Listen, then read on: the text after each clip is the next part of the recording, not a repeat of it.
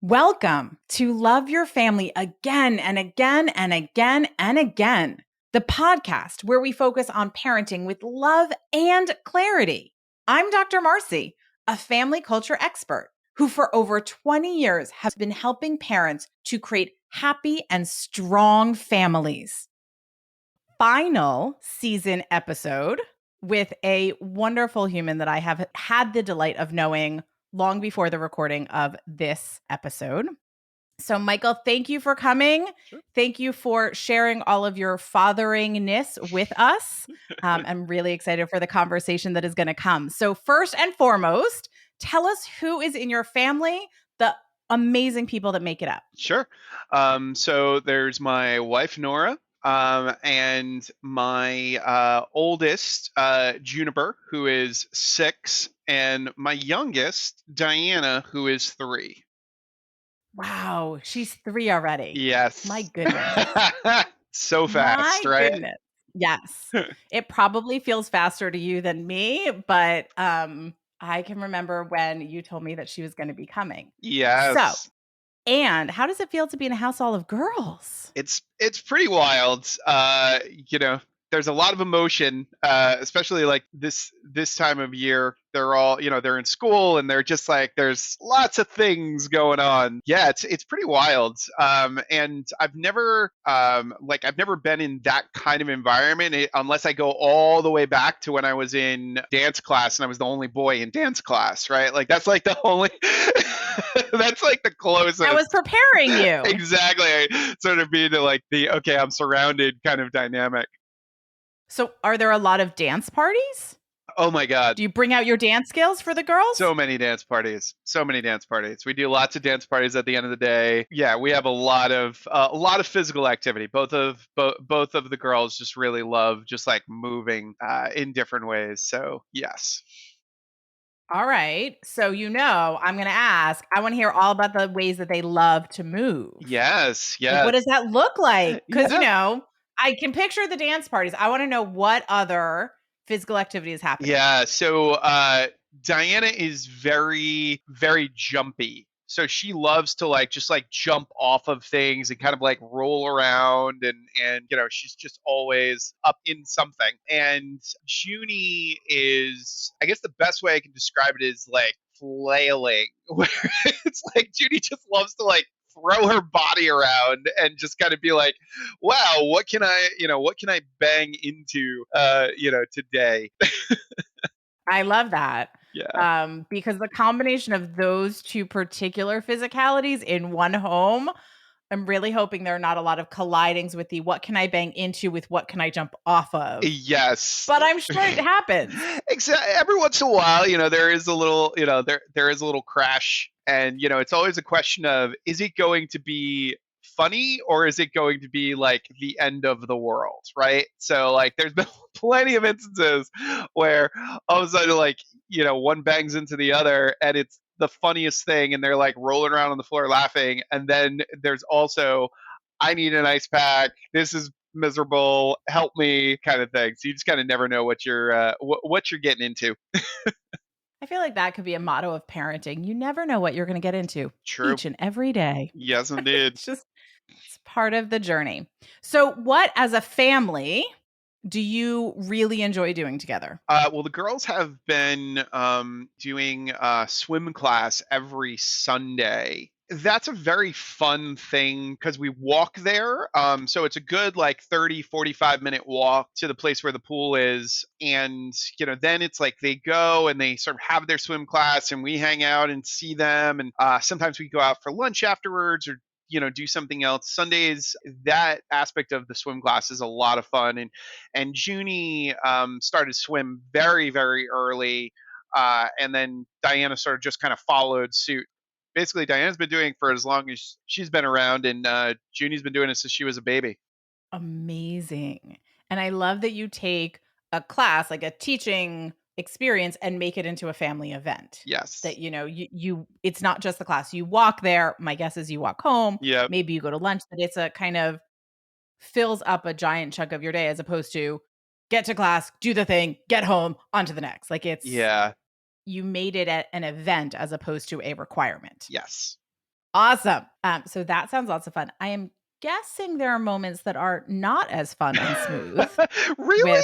What? I mean, rumor has it that's what we talk about on this podcast, Yeah, of and that, yeah, and that not every parenting moment is wonderful and course. wrapped in a bow. Yes. Uh, so what were you thinking about that we could chat that maybe is not only happening in your house, but happening in the listeners' houses as well? Sure. I was introduced to the idea probably a number of years back of the concept of, I think it was called reparenting, where basically it's like you were parented in one way and you just sort of find that you're kind of doing exactly what your parents did with you. Then you kind of have to like start to look at this like knee jerk reaction that you have and then be like, okay, how do I not do that, or how do I sort of shift, that. And my father would, when I was growing up, was always the stern like disciplinarian. So he was always the like, I'm gonna like lay down the law if I don't want you to do something.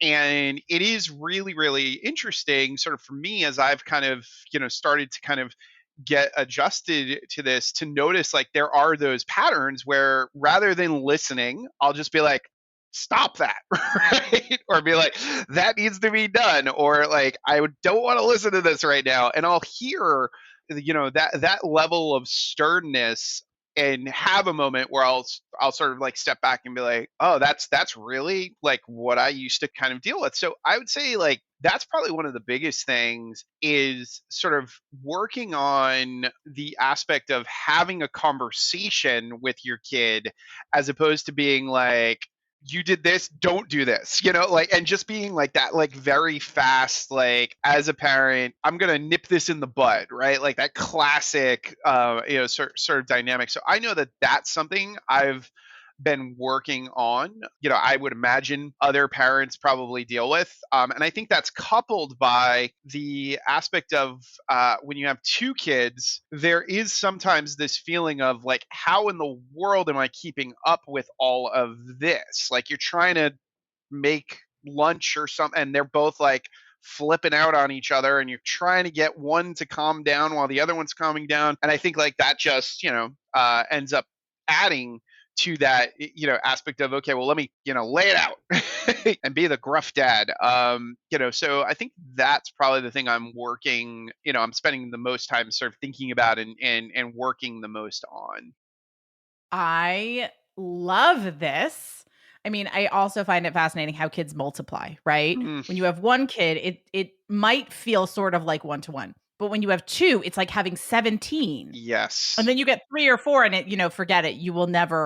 Will constantly be outnumbered, and it's knowing that, right? Yes. Even if you have 2 parents and 2 kids, it's still not an even ratio exactly. Yes. Yes. So, that is one of the things that stuck in my head from what you said, but I have not heard the term reparenting before, Mm, but the concept, so I'm very glad you told me the concept as well. The concept I deal with all the time, and there are a couple things about it that I think are really interesting. The first is that, of course, we parent the way we were parented because mm, we don't see how anybody else parents. I mean, we see a little bit on play dates and a little bit at the park, but really, we don't get in the deep depths of what somebody else is doing yeah. because we don't live with them. It's part of why I love doing home sessions and extended home sessions with families, because that's how you really see what it's like when you put your guard down. Yeah. But as a parent, you don't see that. So it makes sense. But what it also kind of creates this gap of is, what does your child need versus what did you need as a child, which you did or didn't get. Mhm. But it's the preference of, what do I want to do as a parent versus does my child need in order to become an amazing person. What I'm hearing and what you're sharing is that you're trying to make it more the perspective of, how do I parent from a place of what my child needs versus what I am automatically programmed to do, Yeah. which creates a huge amount of intentionality, which I love. Parenting with intention makes all of the difference. Mm. My first question is, how did you relate as a kid when your dad would just kind of stop, don't, do the thing. Can you relate to how it felt as a little kid? I can remember bits and pieces of it. There's definitely some stuff that feels very, very far away, but I can definitely remember the aspect of feeling like there were very few things I could do. Like I really had to kind of like not 100% walk on eggshells necessarily, but like very close to that, where it was just like, is he going to blow up if I do sort of X, Y, Z, right? Was always the dynamic. Which, what I think of is one of the beautiful things of the world we are growing up in, or kids are growing up in right now, I should say, is that the acceptance of who they are is getting bigger and bigger. Mm, So when you were growing up and you sort of were walking on eggshells, it meant that you were always managing yourself up to your parents. hmm I have to look, I have to act, I have to feel a certain way. And one of the things that's really beautiful about the way the world is shifting is you can act and be and feel with much more openness than ever before. And so as a parent, if you can kind of shift some of that for your daughters, the world is much more ready for that. Yeah, that makes a lot of sense. Yeah. And also just relating to that kind of constriction that it created, or that like I have to fit in this box so that my dad will be happy, so that I'm doing what I'm supposed to be doing. In many ways, to me, makes me feel like it would be that much easier to say I don't want to do that for my kids. I Mm, don't want to put them in a box. I yeah, don't want to restrict what their possibilities are. yeah. And Mm, so part of it is remembering that, because if we know our why, we can change it so much greater. So if you can connect to, it is worth putting in the work and effort and time to change this, because it creates so much more possibility for my girls. Like yeah. that's just hmm magic. So the second question is are there certain moments, certain behavior, certain routines that you find easier to be open with? The other side of that is certain routines and moments and times where you find yourself unconsciously slipping into this authoritative place. Yeah. I think that where the areas where it's easier are the areas where you are sort of very conscious of the fact that there is additional support, I guess is the best way I can describe it. So, like when you're in an environment where there are other parents, when you're in an environment where you're with family, where it's like, or even sometimes when my wife is there, there's more of a sense of like, there's somebody else, right? But then when it's Nora might be taking a nap, or it might be, early in the morning and it's just me with the two of them, or it's very, very late at night and it's just me with the two of them, that's where it becomes a lot harder. And then the other thing that I thought about was when somebody else is in the picture, even though there's the aspect of them having support, there is a dynamic where I feel like I get a little more, I shift a little bit more into that, like, let's fix things kind of mode when somebody else is on the outside kind of commenting or asking me to deal with it. So Nora will, say, take care of this or something of that nature, or I'm with family and somebody in the family is like, hey, look, what's going on? There's more of a like, let me fix this as quickly as sort of humanly possible.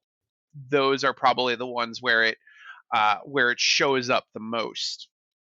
Two specific moments that you brought up, and I'm going to create suggestions reverse. So I want Mhm. to do the first one first, of when there is someone outside of you, even mom, being like, "Hey, can you handle this?" Right?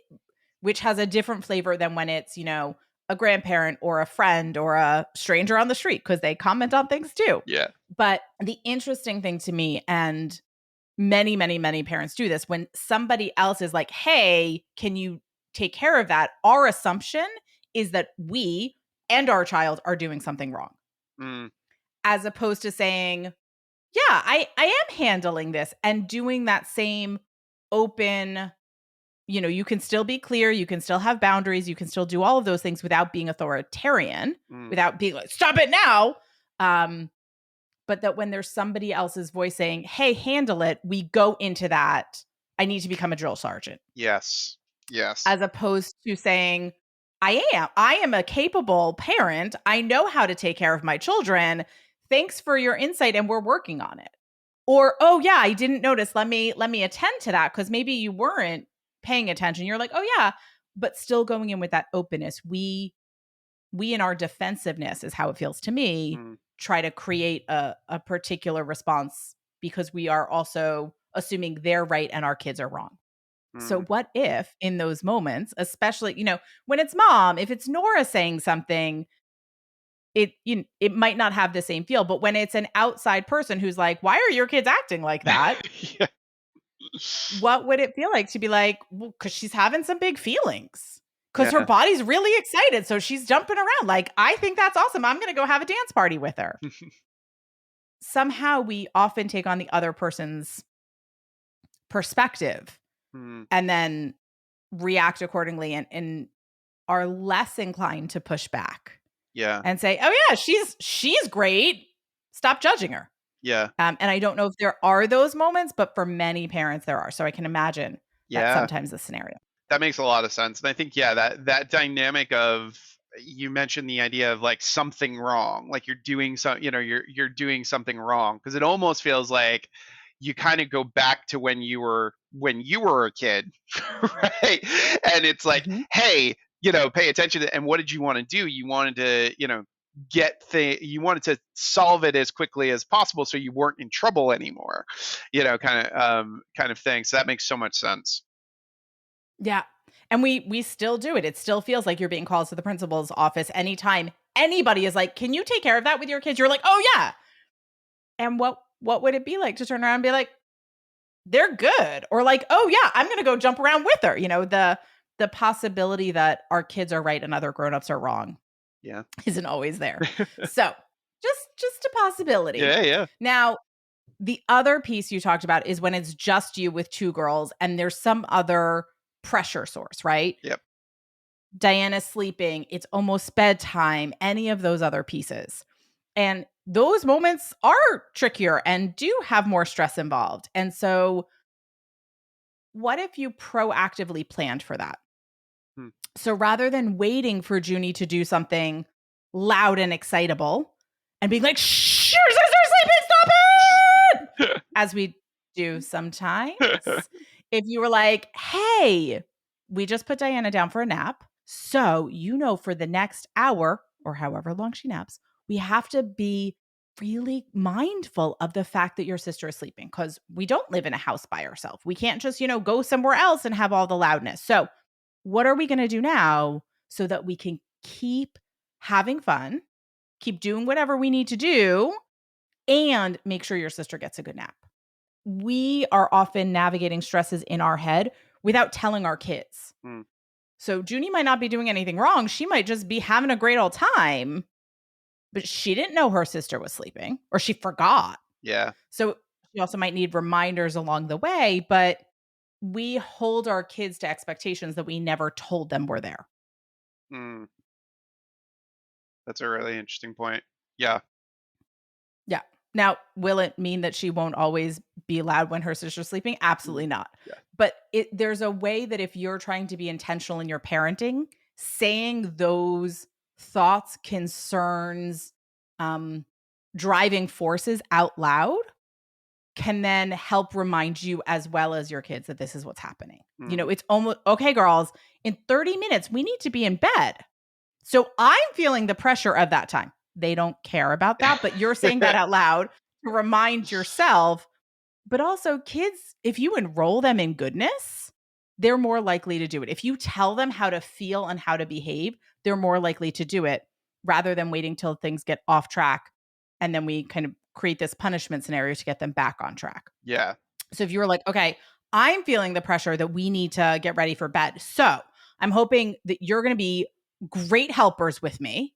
We're going to be focused. We're going to have a good time, but we're going to do great listening and have so much fun doing it. So, first things first, we all need to go find our pajamas. Wear your pajamas, wear your pajamas. Remember, we're doing excellent listening and finding our pajamas. Go. So, if we pre frame it in that way, and we tell them that they're going to do amazing, for kids, they're 50% more likely to actually then go do the thing. Yeah.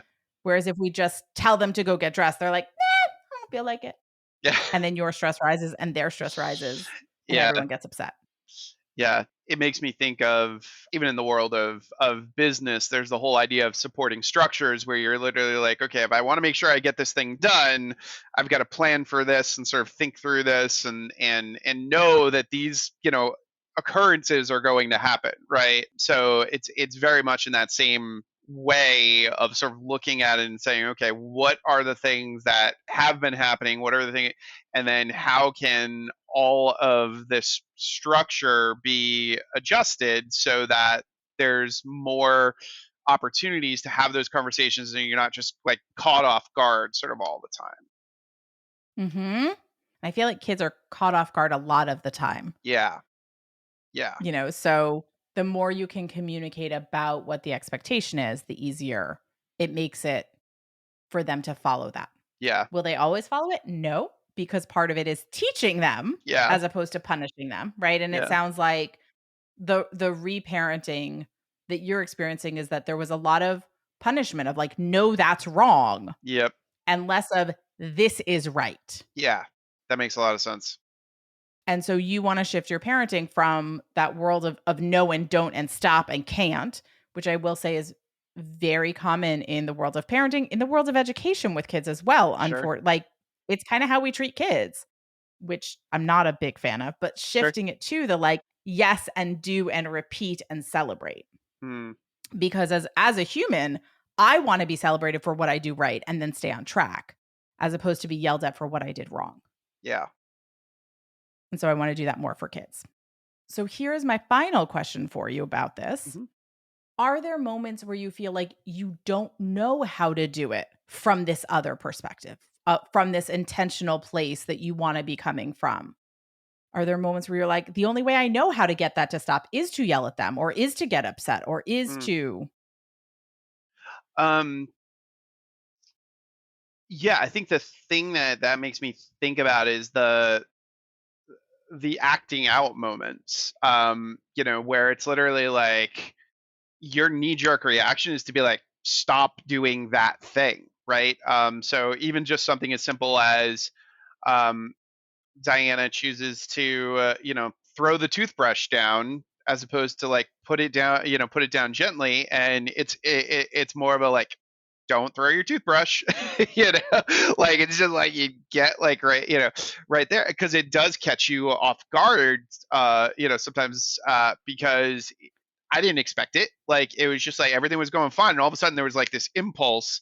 They talk about three-nagers when they sort of hit that, where, and there's a lot of that right now with Diana, where she'll just like everything will be very, very like easygoing, and all of a sudden it's like I'm just gonna like knock this thing over, or dump this thing, or throw this thing out, or or whack you, whatever the scenario is. So yeah, so I think the thing that kind of pops up is that like very natural, like stop that, is probably is where that shows up the most if I had to take a guess. Yeah. I love that because yes, that makes a lot of sense. And I have tools for you around it, which makes me very excited for this moment. So one of it is to recognize that the only moments where like the stop it, the like really excited, jerky parenting yelling is appropriate is when there's physical danger, Mhm. right? Your kids Yeah. running into the street, stop!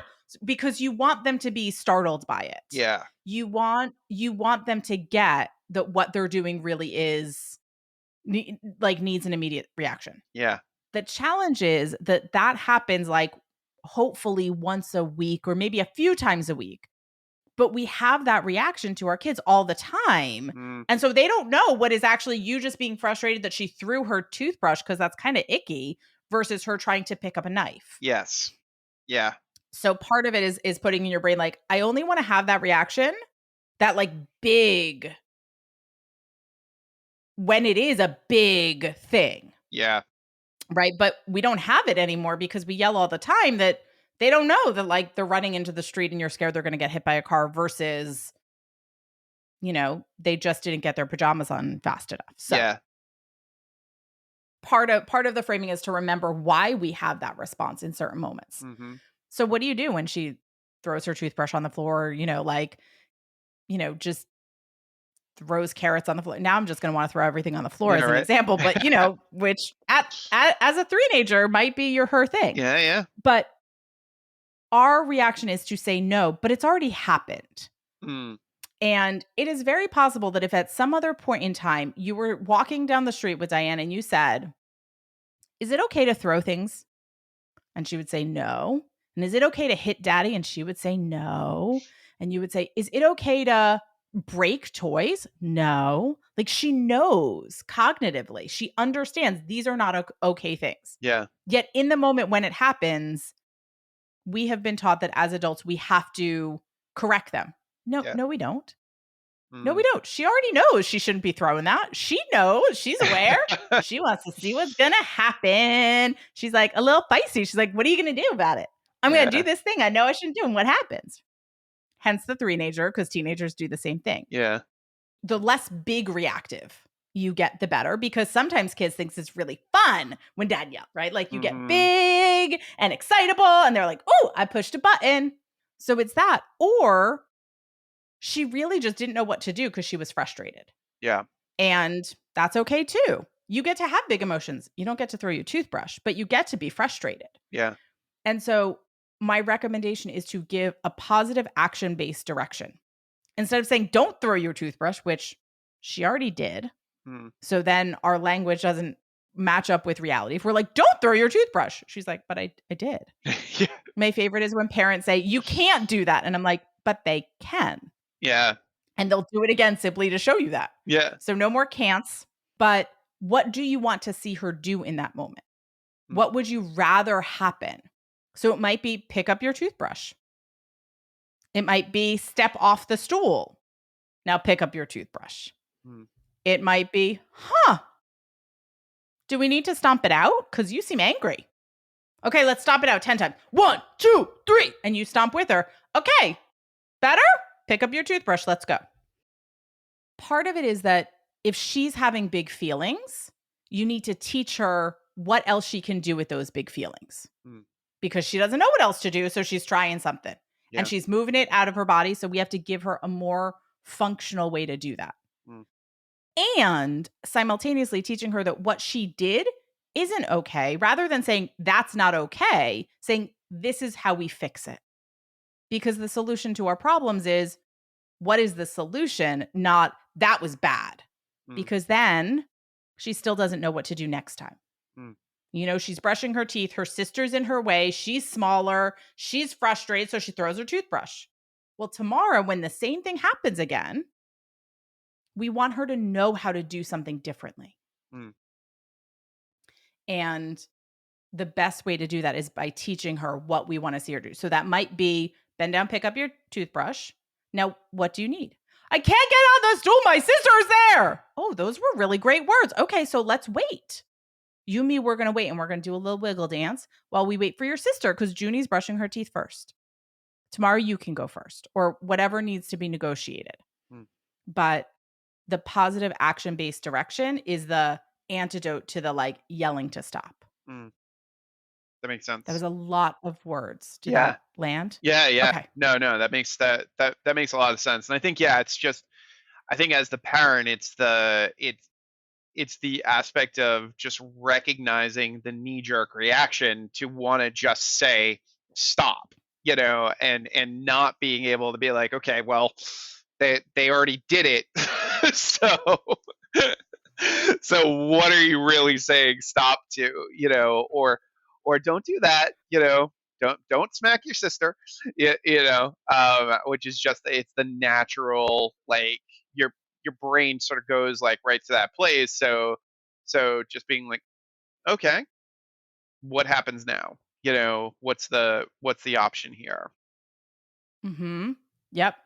And what you just said is so true that it is the grown up has to recognize that this is our impulse and to not follow it, which is really worthwhile work because it's the exact work that we're asking our kids to do. Mm, You don't want Diana to follow the impulse to throw her toothbrush on the floor, which means you have to model that we can control our impulses by recognizing where you want to just snap response and not doing that and stopping and thinking and then reacting. If we can't do it, we can't expect our kids to do it. So you have to go first. yeah. Hard, Yeah. big growth for sure, super worthwhile. Yeah. Makes a lot of sense. Super worthwhile. Yeah.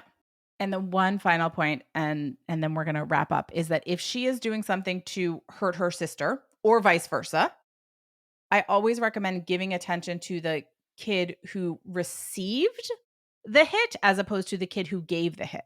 The Mm, kid who gave the hit knows that they shouldn't do it, knows that it's wrong, but if it's one parent and two kids, they're also trying to get you to respond to them. mm, And so if you fully give your attention to the other kid and don't talk to them for like, Diana's little, so I'm not going to say 10 minutes, that's too long, yeah. but 30 seconds, 60 seconds, check in with Junie, give her all the love, and then just keep moving forward and not talk to Diana at all in that moment about her hitting her sister, it is likely to stop. Huh.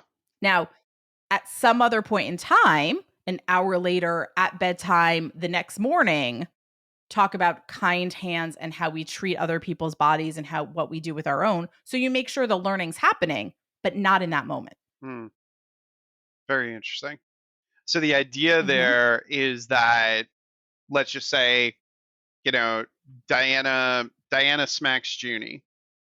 Mhm. I then just focus on asking Junie if she's okay, check in with her. I don't say anything to Diana about the hit, and then I talk to her later about it. Mhm. Interesting. Yep. Wow. Yep. And it is amazing how quickly that changes hitting behavior. Huh. That's fascinating. Yeah, because I would have Yep. never thought about that. Like, and again, I mean, I was a teacher, right? So like, you read books that basically tell you like, do not ignore when a student does something, because if you ignore when a student does something, it's gonna just like escalate and all these things.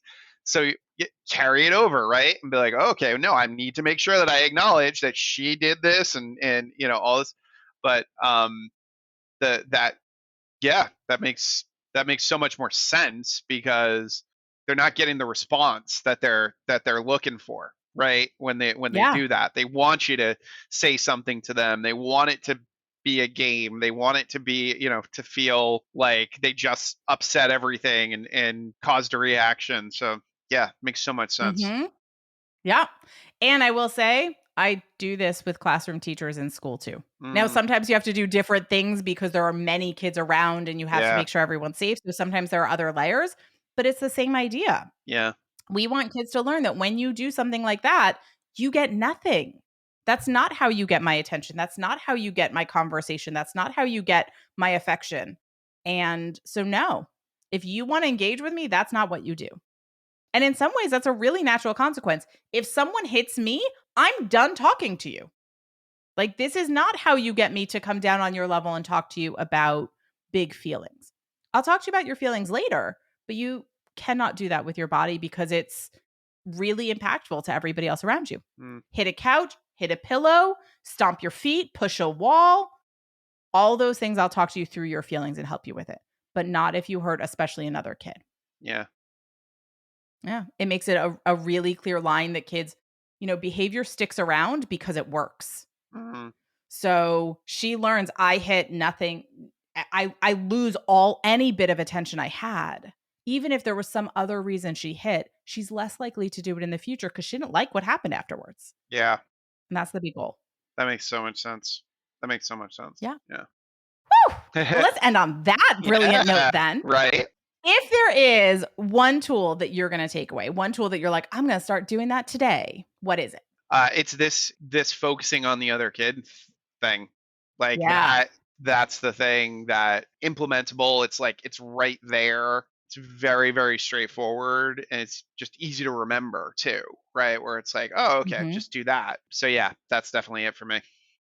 Fantastic. Because I do like, we've talked about so much and so many different possibilities that I am a big believer that we have to take small steps and we have to do one small step at a time Yeah. because otherwise we get overwhelmed and stop doing everything. So Yeah. that is a great first step. Michael, thank you, thank you, thank you for coming and sharing about your family and having this really thoughtful conversation about our parenting patterns and where they come from and how we shift them. Yeah. Thanks so much for having me. I really appreciate it. And thank you for listening. I know your time is precious and limited. I'm grateful that you shared it with us today. What's your one takeaway? Just one small step can make a big difference. Make sure you know when new episodes come out by subscribing here and joining my mailing list at drmarcie.com/podcast. Do you want to be a guest on a future episode of Love Your Family again and again and again and again? Then go to drmarcie.com/podcast guest and let me know. Finally, do you need individualized help for your family? Then go to drmarcie.com/contact and connect with my team to learn how we can help you. Remember, blue skies are ahead and we're going to get there together.